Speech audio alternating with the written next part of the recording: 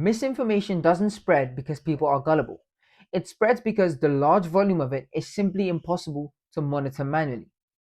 Thousands of articles are published every single hour across hundreds of outlets in dozens of languages. No single team can simply monitor it all. My name is Wasik, and I'm interested in the misinformation space. And for the last few months, this is the problem that I have been trying to solve. My first project was Vidare Labs, a browser extension built to detect structural persuasion in written media. What it does is it analyzes an entire article based on four rhetorical factors: emotional intensity, attribution clarity, certainty language, and framing cues. The idea was that persuasion in written media often works even when the facts are technically correct. Therefore, by making that vocabularic persuasion visible to the reader, it provides them value in terms of forming an opinion proactively rather than reactively. After consulting experts in the problem area for feedback, things started to make more sense for me. Emotional content does not necessarily mean harmful content. Journalists are already aware of these signals, therefore, they could probably bypass them, especially if a detection mechanism like this was to be put in place. The tool also did not draw any conclusions from its analysis or its scoring. Yeah, it gave you a scoring of high emotional intensity, but what does that mean in relation to the other three factors? And most importantly, the browser extension worked one article at a time, which is where software provides the least meaningful value over a thoughtful reader. That last point led me to a clearer way of thinking. The opportunity for software in this problem area is to work at scales and speeds humans cannot. Not to necessarily replace human judgment, but to do simply things that are impossible for humans to do manually, which is monitoring thousands of sources simultaneously, monitoring when a claim first appears and watching how fast it spreads. That is what I worked on next. I created a pipeline which every 4 hours ingests articles from 50 different sources. A language model then extracts specific verifiable claims from each article.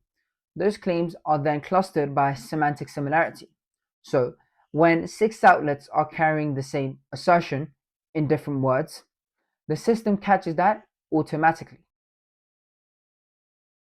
Each of the clusters are ranked upon three things: how many distinct sources are carrying that specific claim, how fast it spreads from its first appearance to its widest reach, and what the rhetorical risk profile looks like across all of the articles. The rhetorical factors from Vidare Labs did not necessarily disappear, they just became a signal within a larger system, whereas previously they were a final verdict with no final conclusion. And if any organization in the Google Fact Check API database has previously investigated a claim in the cluster, the flag appears automatically to let the fact checker know that this claim has already been verified. And it looks something like this. This is future me. Hello, I know you didn't expect to see this, but past me was a bit of a dum dum and he didn't explain what the Google Fact Check API database actually is.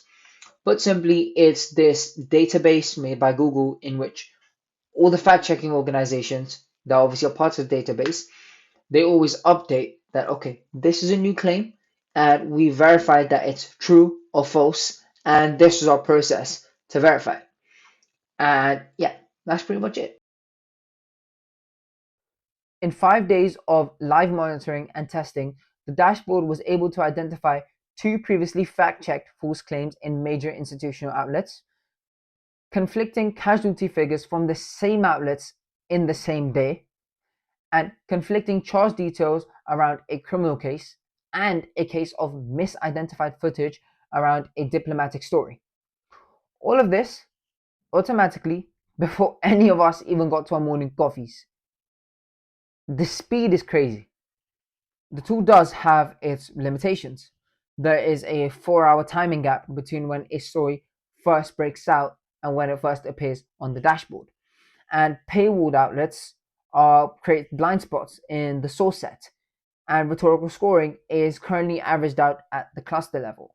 rather than being computed claim by claim. And that is the next technical development. What I'm working towards now is being able to test this in a real world environment alongside a fact checking organization's morning triage process. The question that I want to answer is, does this provide something or surface something that that organization would have otherwise missed? But the question that matters the most is, will this be able to make things quicker for the people that do this work professionally every single day?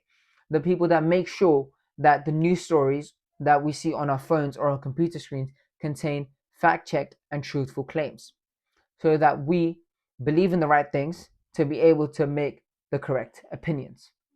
And I have written an entire article detailing this entire process, and that is in the description, as well as the link to the dashboard itself. And if you work in the fact checking or misinformation space, I would love to have a conversation with you about this. Lastly, if you want to follow my journey in the misinformation space, trying to make some positive impact, please don't hesitate to drop me a follow. Thank you for your time.